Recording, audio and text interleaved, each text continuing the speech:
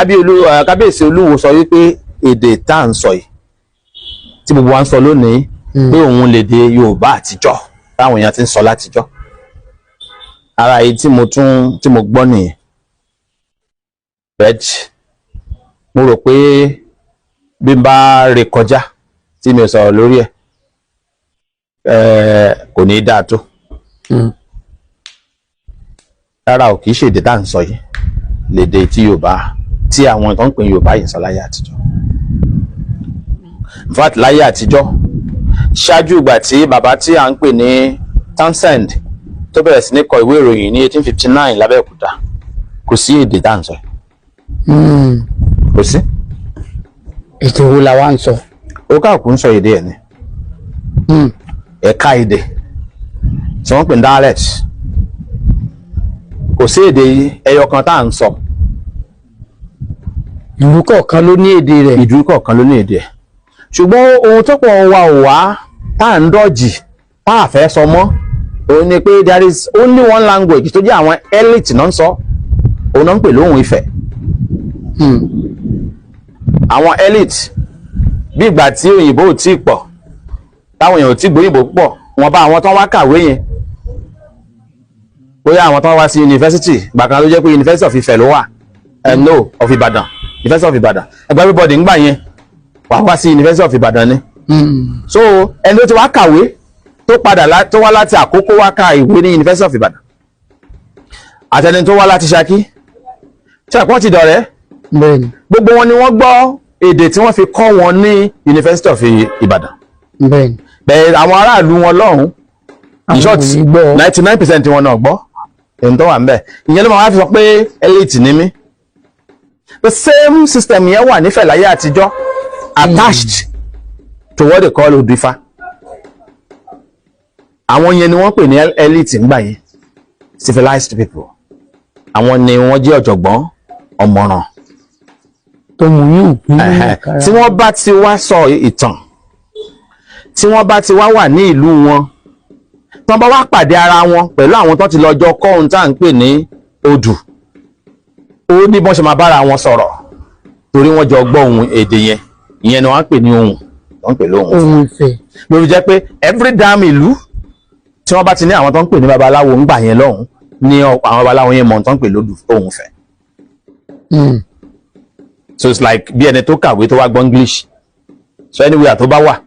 àwọn yẹn gbọ́ra wọn yé. Tó bá ti rí ẹni táwọn ti ẹjọ́ lọ sí school wọ́n bẹ̀rẹ̀ sí sọ English síra wọn, tẹ́ni tí ò wá gbọ́ English àhá ni wọ́n ń sọ ohun síra wọn, kò sóhun kankan tó ń sọ, èdè tí wọ́n fi kọ́ ohun tó kọ́ yẹn náà ń sọ síra wọn. Yorùbá àti sí yìí so kò sí ìta ń sọ yìí, kò yẹ kí a máa da nǹkan yẹn rú. Ó dàbí pé bóyá jẹ́ pé gbogbo àwọn ọmọ ń sìn don't speak English àbí Yorùbá ni wọ́n ń sọ ń sìn, kí a wá sọ pé in the next 200 years ń sìn kí gbogbo èèyàn máa wá sọ English. Kí ẹnìkan wá jáde kó sọ ká wá ẹnìkan tó gbìyànjú àti sọ Yorùbá, kí ẹnìkan wá jáde kó ní Yorùbá tó ń sọ yẹn àsán bíbá yìí rí o, dájọ́ táláyé ti dáyé English tí gbogbo ayé ń sọ yìí là ń sọ. Bí ọ̀rọ̀ pé Yorùbá tá à ń sọ yìí là ń sọ láyé àtijọ́ ṣe jẹ́ nìyẹn, jẹ́ má pẹ̀lú wá kó lè yẹ. Ní Ìbàdàn ń bí láyé àtijọ́ bí o bá pàdé àwọn èèyàn lójú ọ̀nà tí wọ́n fẹ́ sọ fún ẹ ní Ìbàdàn wípé yàgò lọ́nà, ṣé mi náà máa wí? Ṣé mi àwọn àgbájọ wọn ṣe wọn sọ ṣé mi ó jẹ. Tó bá wá fi jẹ kún wọ́n tún sọ mí. Tó bá ti sọ pé ṣé mi ó jẹ ó ti di fi mílẹ̀ ádàmí láàmú. Bẹ́ẹ̀ tó bá yẹ pé wájú ni wọ́n wà ẹnìkan fẹ́ kọjá ṣé mi adẹ̀sún wọn kọjá. Ṣé bí Ìbàdàn ni wọ́n ti ń sọ yẹn? Mélòó ọmọ Ìbàdàn tó ń gbé ní mọ́nà tán lọ́nà Alákíá ni wọ́n sọ sí mi fún lámọ̀ tó ń wí, a sì jọ ń gbé gbòòrò Ìbàdàn yìí náà ni. Àmọ́ tó bá yìí sọ sí mi lọ́jàba nífọ̀kọ̀ a ṣe ra àwọn èèyàn tó mọ̀ pé ìyàlọ́nà ló ń sọ. Ìyẹn bẹ́ẹ̀ tẹ́ bá sọ wípé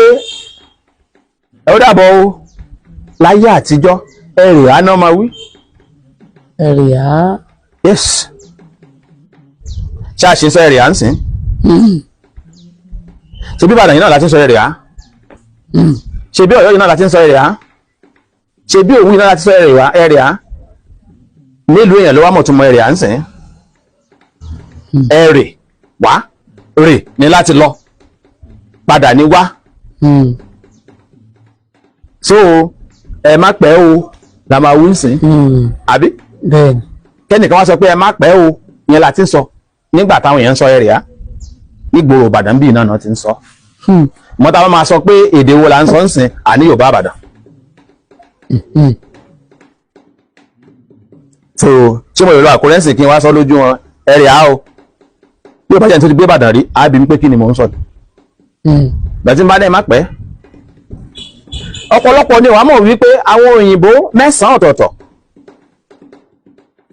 náà parapọ̀ pẹ̀lú ẹni tó ń pè ní Townsend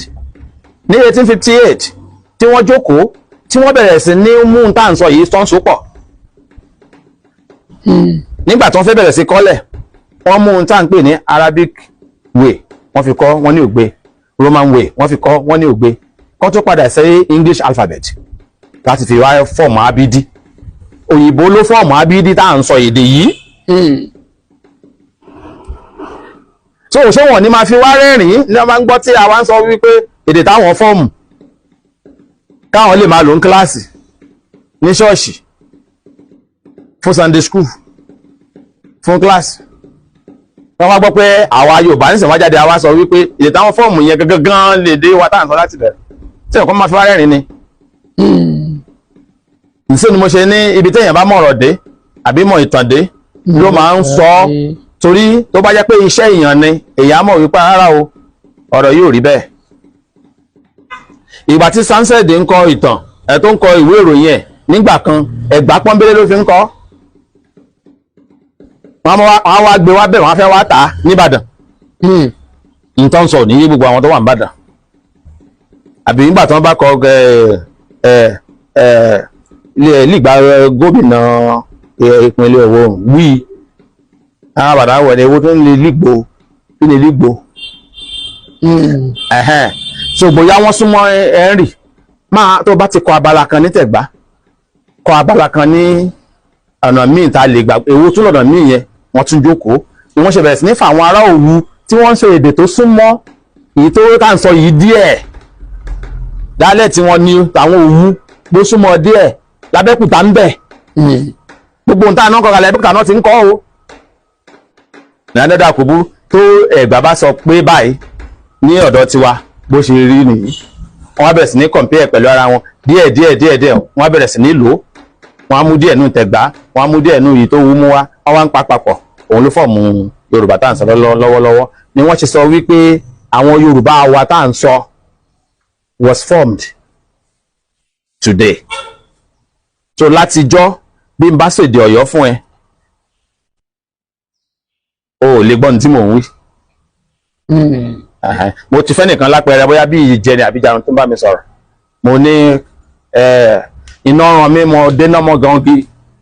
iná ran mi mo déná mọ́ gangi ṣé ní tí mo sọ ti yé ẹ. òye mi o. iná ran mi mo déná mọ́ gangi. iná ran mi mo fẹ́rẹ̀. òye. so èmi lè sọ pé èdè wa lọ́yọ̀ọ́ la fi ń kọ Yorùbá àmọ́ Ọ̀yọ́ ni mo sọ yẹn. mo ní inú mi mo wá mú inú mi mo lẹ̀ mọ́ igun ẹ̀gbẹ́ igi. ẹ̀gbẹ́ igi. sóòrì pé ó nira kó tó gbọ́n tí mo sọ pé Yorùbá Ọ̀yọ́ ni Yorùbá Ìbàdàn. ni mo ṣe sọ pé mo ti sọ̀rọ̀ lẹ́ẹ̀kan pé wọ́n ní Yorùbá Ìbàdàn là ń sọ wọ́n ní Yorùbá Ọ̀yọ́ là ń sọ èwo ló ń jẹ́ Yorùbá Ìbàdàn èwo ló ń jẹ́ Yorùbá Ọ̀yọ́. We neither speak Ifẹ̀ we don't speak Ọ̀yọ́ we don't speak Ìbàdàn. Yorùbá eléyìí èyí tó fọ́ọ̀mù là ń sọ. àwọn òyìnbó mẹ́sàn-án àti Townsend. ohun tẹ́bọ̀ yìí lè ṣe wádìí ẹ̀ ni Townsend ló lead ẹ̀. nígbà tí bàbá Crowther gan dé iṣẹ́ táwọn yẹn ti ṣe template yẹn ṣe làwọn kan translate ìwé wọ́n dẹ̀dẹ̀ wọ́n wá kójọ wọ́n ṣe dictionary wọ́n fi ṣe dictionary. níbi pé a rọrùn fún àwọn fẹ́ tú ìwé tí wọ́n kọ́ fọ̀rọ̀ yẹn ṣe dictionary tí wọ́n bá ti ń tú ìwé lọ wọ́n á kà máa wo dictionary yẹn wọ́n á máa fi tú ìwé tí wọ́n fẹ́ tú. kì í ṣe àwọn gan-an ni wọ́n ṣe níbẹ̀rẹ̀ àwọn òyìnbó ni wọ́n dẹ̀ wá láti Sierra Leone gbogbo ẹ̀ ló wà lákọọ́lẹ̀ everybody lè kà kò sí reason tá fi lè máa wá dára wa láàmú. So we all spoke our dialect láyé àtijọ́ làwọn àgbà Yorùbá tí wọ́n jẹ́ ọ̀mọ̀ràn tí wọ́n mọ odù fi máa ń sọ wípé èdè Ọ̀yọ́ ò jọ Tẹ̀gbá, Tẹ̀gbá ò jọ tọ̀yọ́, ṣe bí wọ́n ti sọ bẹ́ẹ̀ látọjọ́ tó ti pẹ́.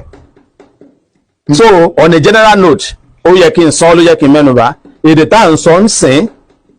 kò sí tẹ́ ẹ bá pe àwọn bàbá kan tó ń gbé ní 150 years ago tẹ́ mú wọn kálẹ̀ wọn lè jí wọn padà níbàdàn bí kọ́ wá sọ̀rọ̀ kẹ́gbọ́. Ẹ rí i wípé àwọn bàbá tó wá láti Èkìtì tó wá gbé Ìbàdàn tó fi kú Èkìtì yẹn náà ń sọ sọ̀rọ̀ pé Ìbàdàn ń jagun àwọn jagunjagun ìlú mi náà ń wá tó kàn wá pé àwọn fẹ́ máa gbé Ìbàdàn wá dẹ̀ wá wọ́n lè wá láti Àkókó èdè Àkókó wọn yẹn ni wọ́n ń sọ nígbà tí wọ́n fọ́ọ̀mù Abẹ́òkúta ní 1830 ó wà lákọọ́lẹ̀ wípé láàrin ìgboro Abẹ́òkúta almost 93 languages dialects ni wọ́n sọ bẹ́ẹ̀. Ó kàn jẹ́ pé àwọn tó jẹ́ Ẹ̀gbá tí wọ́n sọ èdè Ẹ̀gbá wọn fúnra wọn àwọn pọ̀ ìdí nìyẹn tí èdè wọn yẹn fi ń pẹ́ẹ́sì àwọn ọ̀dà tó kù yẹn títí dòní tẹ́ bá ṣètọ́dọ̀ àwọn ará Òwu ṣe bínú Abẹ́òkúta náà ń gbé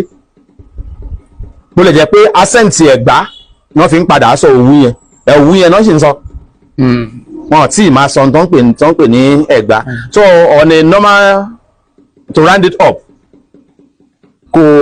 Yorùbá ò kì í ṣe novice mọ́ débi tá a fi máa wọra wa pé tá a fi máa sọ àwọn ọ̀rọ̀ táwọn èèyàn máa fi wá rẹ́rìn lẹ́yìn òde àti kọjá bẹ́ẹ̀ ní England náà ṣì ń pè é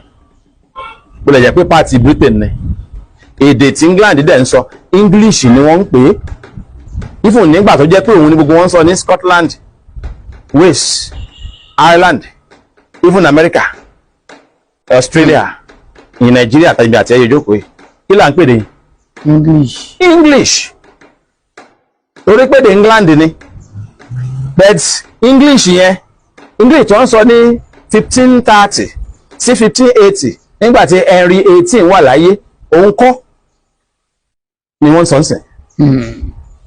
In short àwọn ọmọ tí wọ́n wà láyé ń sìn tán bá padà sọ English yẹn wọ́n ṣe ń sọ nígbà yẹn wọn ò ní gbọ́ nǹkan wí wọn ò ní gbọ́ ṣùgbọ́n tán bá wá padà fetí balẹ̀ wọ́n máa rí wípé òhò ìsì náà ni wọ́n wí ìtì náà ni wọ́n sọ